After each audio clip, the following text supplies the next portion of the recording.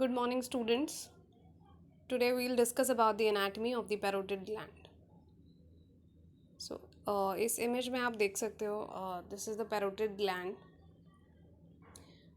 और इसकी लोकेशन आप देख सकते हैं इस इमेज में. इसी के स्ट्रक्चर, इसकी रिलेशंस के बारे में हम डिस्कस करेंगे आज.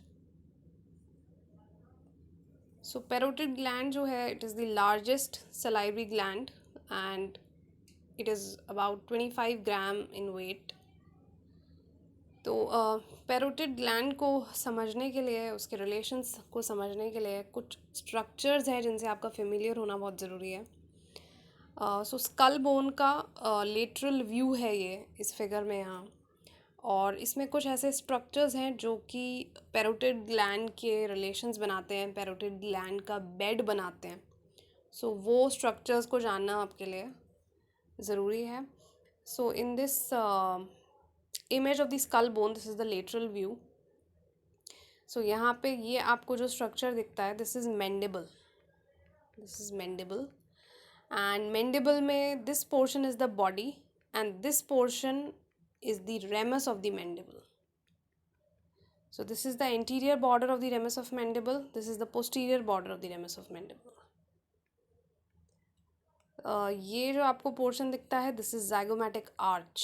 This is zygomatic bone and this portion is the zygomatic arch. ये आपको यहाँ जो जॉइंट दिखता है, this is the temporomandibular joint. This process is the styloid process. और ये जो आपको एक प्लेट दिखती है बोन की, this is the tympanic plate. और ये जो ओपनिंग है यहाँ पे, this is the external acoustic meatus. And ये जो आपको एक प्रोसेस यहाँ दिखता है, this is the mastoid process. ये जो बोन्स हैं, ये सब या ये जो पूरा एरिया है, ये बेड बनाता है पैरोटिड ग्लैंड के लिए. लोकेशन कहाँ है? Below the external acoustic meatus, in between the ramus of mandible and sternocleidomastoid. तो रेमस ऑफ मैंडिबल हम ऑलरेडी यहाँ देख चुके हैं, this is the ramus of mandible. और यहाँ से this is the mastoid process. तो यहाँ आके इंसर्ट होती है स्टर्नोक्लीडोमेस्टॉइड, जो नीचे से आ रही है from the sternum and the clavicle, और वो यहाँ आके इस मैस्टॉइड प्रोसेस में इंसर्ट होती है. इसके और रेमस ऑफ मैंडिबल के बीच में लोकेटेड है and below the external acoustic meatus. This is the external acoustic meatus. Below this and in between the ramus and the sternocleidomastoid. और बेसिकली ये क्या करती है, इन स्ट्रक्चर्स को ओवरलैप करती है. यानी कि रेमस ऑफ मैंडिबल हो या स्टर्नोक्लीडोमेस्टॉइड हो, वो सब इस ग्लैंड के नीचे हैं. एंटीरियर साइड पे it will overlap the masseter muscle. Anteriorly it would overlap the masseter. Masseter basically zygomatic process से नीचे आएगी. ये जो लोकेशन है वो होगी मेसेटर मसल की. यहाँ पे भी आप देख सकते हो और जो हमने बात की है, this is external acoustic meatus. Below this and in between the ramus and the sternocleidomastoid, जिनको कि ये ओवरलैप करती है and it overlaps the masseter muscle. This is the masseter muscle. Main parotid gland तो है ही, साथ में एक स्मॉल एक्सेसरी पैरोटिड ग्लैंड भी हो सकती है. और ये एक्सेसरी पैरोटिड ग्लैंड क्या है? It is the forward extension of the parotid gland. ये बहुत से कंडीशंस में इट इज़ डिटैच्ड, मतलब ये सेपरेट हो सकती है मेन पैरोटिड ग्लैंड से. It lies in between the zygomatic arch and the parotid duct. इस फिगर में आप देख सकते हो, दिस इज पैरोटिड ग्लैंड, और इसी का फॉरवर्ड एक्सटेंशन जो है that is known as the accessory parotid gland. और ये डिटैच भी हो सकती है बहुत सारी कंडीशंस में, ये यहाँ से डिटैच भी हो सकती है. आगे आपको ये जो दिख रहा है, this is the parotid duct. ये पैरोटिड डक्ट और पीछे ज़ाइगोमैटिक जो आर्च है उसके बीच में प्रेजेंट होती है एक्सेसरी पैरोटिड ग्लैंड.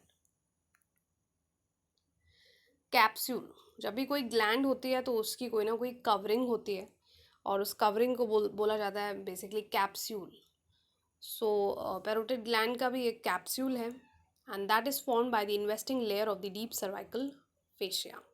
नेक के लिए, नेक के स्ट्रक्चर्स के लिए, नेक में जो इम्पोर्टेंट ग्लैंड्स हैं, नेक में जो इम्पोर्टेंट मसल्स हैं, उन सबको प्रोटेक्शन देने के लिए, कवरिंग देने के लिए एक फैशिया है which is the deep cervical fascia. और उसकी अलग अलग लेयर्स होती हैं, 6 डिफरेंट लेयर्स हैं उसकी. उसमें से एक जो सबसे फर्स्ट जो लेयर है that is the investing layer. और उसी इन्वेस्टिंग लेयर से जो है वो इसका कैप्सूल, पैरोटिड ग्लैंड का जो कैप्सूल है वो बनता है. सो ये ग्रीन में आपको जो दिख रही है this is the investing layer. और बेसिकली जब ये यहाँ आती है तो it splits in between the angle of the mandible. Angle of the mandible basically it is जहाँ पे जो बॉडी है वो रेमस में आगे अपना एक्सटेंड हो रही है. So this portion is the angle of the mandible. So इन दोनों पोर्शंस के बीच में जो इन्वेस्टिंग लेयर है वो स्प्लिट हो जाती है और कवर कर लेती है पैरोटिड ग्लैंड को.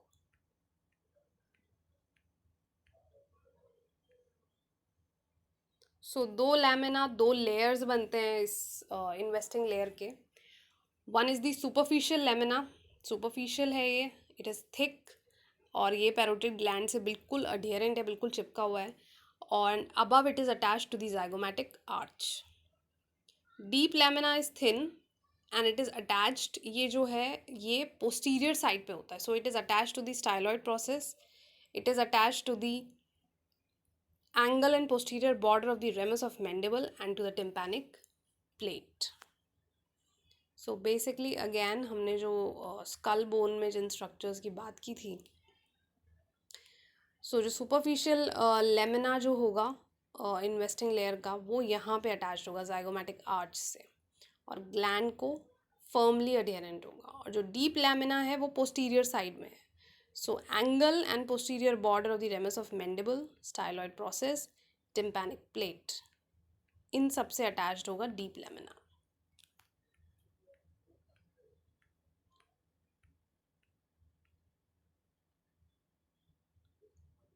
और जो deep lamina है ये एक thick extension भी बनाता है जो extend करता है from the styloid process to the mandible. और इसको बोला जाता है स्टाइलोमैंडिबुलर लिगामेंट. ये स्टाइलोमैंडिबुलर लिगामेंट बेसिकली एक थिक एक्सटेंशन है डीप लेमिना का. एंड ये क्या करता है, ये पैरोटिड ग्लैंड को सेपरेट करता है from the submandibular gland. So the portion of deep lamina extending between the styloid process and the mandible which is a thick portion is known as stylomandibular ligament. और ये separate करता है parotid gland को from the submandibular salivary gland. अब parts discuss करते हैं. सो इसका एक एपेक्स है, एक बेस है. The apex is directed downwards as you can see in the figure and the base is also known as the superior surface. So base को superior surface भी रेफर किया जाता है. Apart from the apex and base, इसकी जो shape है इसको consider किया जाता है एज अ 3-sided पिरामिड. सो इसके 3 बॉर्डर्स हैं, interior border, posterior border and medial और फेरेंजियल बॉर्डर. बिकॉज वो जो फेरेंस की वॉल है उसके क्लोज कॉन्टैक्ट में होता है, इसलिए उसको फेरेंजियल बॉर्डर भी बोला जाता है. सरफेसेस हैं superior surface which is the base, superficial surface, anteromedial surface and posteromedial surface. So ये एक 3-sided पिरामिड की तरह है ये जो पैरोटिड ग्लैंड है.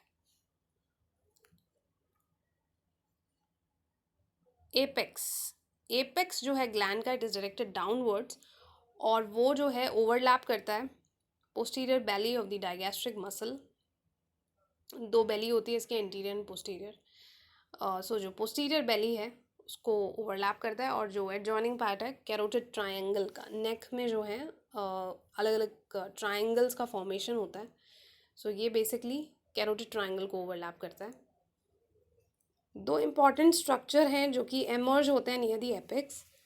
One is the cervical branch of the facial nerve and another two divisions from the retromandibular vein. So इस figure में एपेक्स जो है वो ओवरलैप करेगा. This is the digastric muscle. So जो एपेक्स है वो बेसिकली इस मसल को ओवरलैप करेगा.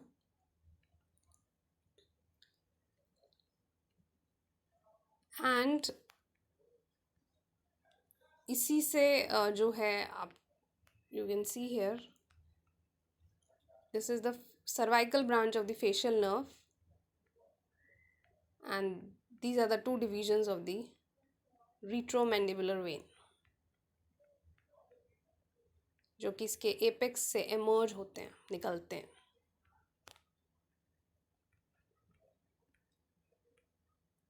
Next is the superior surface और द बेस. सो ये अपर एंड है यहाँ पे, and it is small concave.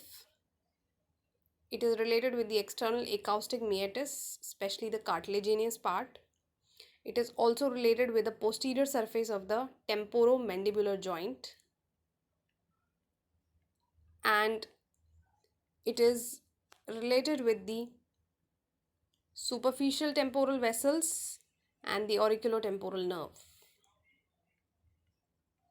This is the base, and this is related with these nerves and vessels. Superficial surface, ये जो पूरा surface है, this is the superficial surface. It is the largest surface, covered by skin, covered by superficial fascia, covered by deep fascia. Deep fascia is referred to as the parotid fascia. और ये contain करता है important parotid lymph nodes जो इस surface के deep part में embedded होते हैं. पैरोटिड लिम्फ नोड्स जो कि पैरोटिड ग्लैंड का ड्रेनेज करते हैं. सो वो इसी सुपरफिशियल फेशिया सुपरफिशियल सरफेस में प्रेजेंट है. एंड अलग अलग नर्व्स हैं जो इसको पियर्स करती है. जैसे great auricular nerve interior branches उसको पियर्स करती हैं सरफेस को.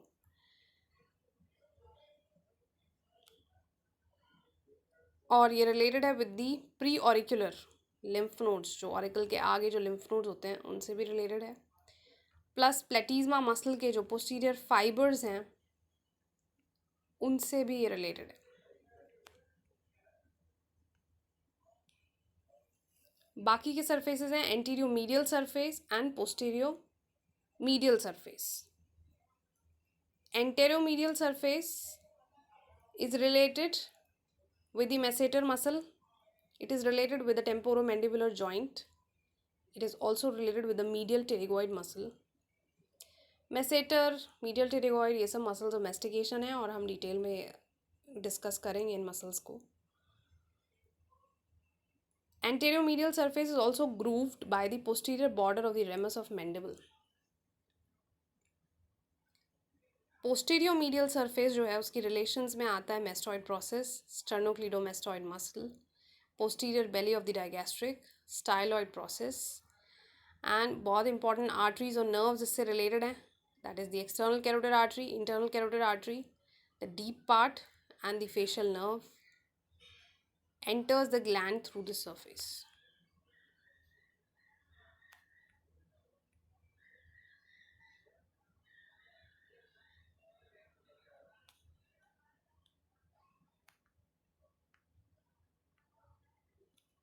Now the borders, the anterior border separates the superficial and the anterior medial surface. Structures emerging, कुछ important structures हैं जो इस border पे emerge होते हैं. That is the parotid duct, terminal branches of the facial nerve, and the transverse facial vessels. So in this figure, you can see this is the anterior border. And इस anterior border से जो structures emerge होते हैं important वो है parotid duct,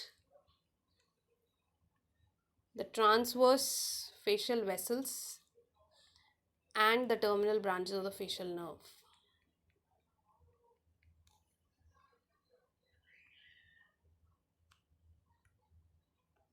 posterior border separate करता है superficial surface and posterior medial surface. And pharyngeal border या जो मीडियल बॉर्डर है वो सेपरेट करता है anterior medial and posterior medial surfaces को.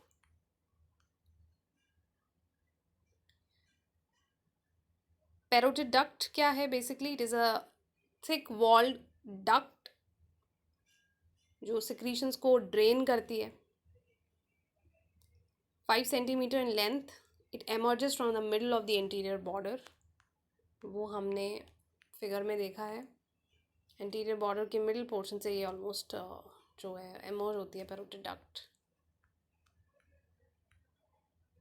And it is directed forward slightly downward on the masseter. यहाँ भी आप देख सकते हो. This is parotid duct. This is masseter muscle.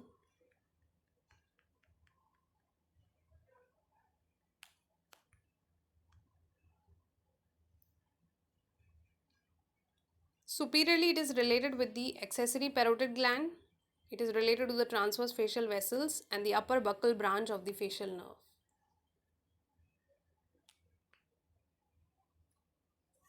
So ये parotid duct है and superiorly ये related होगी with the upper buccal branch of the facial nerve, also with the transverse facial vessels.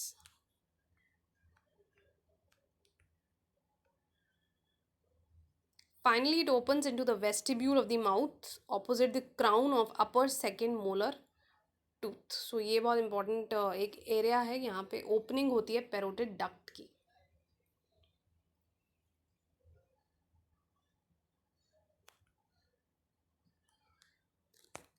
Parotid gland is supplied by the external carotid artery and its branches. Venous जो इसका drainage है that is by the external and internal jugular vein. Lymphatics, parotid जो lymph nodes हैं वहाँ से जाते हैं into the upper deep cervical nodes. Nerve supply, parasympathetic जो nerves हैं basically जो कि secretomotor because parotid gland जो है वो saliva secretion के लिए responsible है. So it is helped by the auriculotemporal nerve to perform that action. Sympathetic nerves basically derive होती हैं from the plexus around the middle meningeal artery. Middle meningeal artery के around एक nerves का plexus है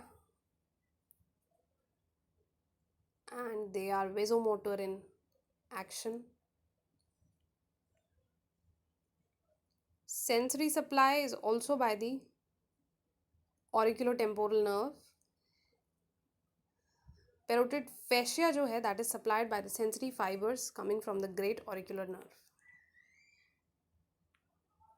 Development of the parotid gland, it is ectodermal in origin. Buccal epithelium से इसका development होता है which is just lateral to the angle of the mouth.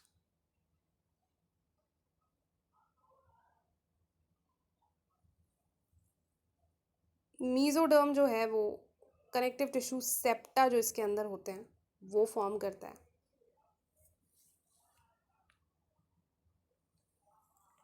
Clinical conditions की अगर बात करें पैरोटिड ग्लैंड में swelling is very common. Infection जब भी होता है कोई ऑब्स्ट्रक्शन होता है सो उसके वजह से स्वेलिंग आ जाती है. स्वेलिंग बहुत ही ज़्यादा पेनफुल है बिकॉज जो पैरोटिड फेशिया है वो इससे बिल्कुल अडियरेंट है. गैप नहीं है ज़रा भी. So swellings would be very painful. ये जो आपको यहाँ दिख रही है this is parotid swelling of the parotid gland. और ये swelling या infection easily जो ear है उसको involve कर सकता है because it is related to the external acoustic meatus. mumps जो है एक common viral infection disease है जो कि parotid gland को affect करती है और इसके complication में pancreatitis and orchitis हो सकते हैं secondary to the infection of the parotid gland. Parotid abscess, so basically abscess formation भी हो सकता है gland में और अगर ऐसा होता है तो parotid duct के थ्रू वो spread कर सकता है into the mouth cavity. So abscess है तो इसका drainage important है. drainage के लिए जो method use होता है that is Hilton's method. Hilton's method में एक horizontal incision लगाया जाता है below the angle of the mandible, और वहाँ से जो एब्सेस है that is drained. Parotid कैल्कुलाई is also formed with in the parotid gland, और इसको टेस्ट करने के लिए, इसको डायग्नोस करने के लिए एक रेडियो ओपेक डाई इंजेक्ट किया जाता है through it's opening into the vestibule of the mouth, और इस प्रोसीजर को बोला जाता है साइलोग्राम. पैरोटिड सर्जिकली पैरोटिड ग्लैंड को रिमूव करने के प्रोसीजर को बोला जाता है पैरोटिडेक्टमी, और इसमें फेशियल नर्व बिकॉज इसके थ्रू पास हो रही है और बहुत सारी ब्रांचेस एमर्ज हो रही है पैरोटिड ग्लैंड के बॉर्डर्स के अराउंड. सो फेशियल जो नर्व है उसको प्रिजर्व करना बहुत ज़रूरी है. इसके लिए ग्लैंड को 2 पार्ट्स में करके रिमूव किया जाता है, पहले superficially and then the deep part. So that is all about the anatomy and the clinical conditions associated with the parotid gland. Thank you so much.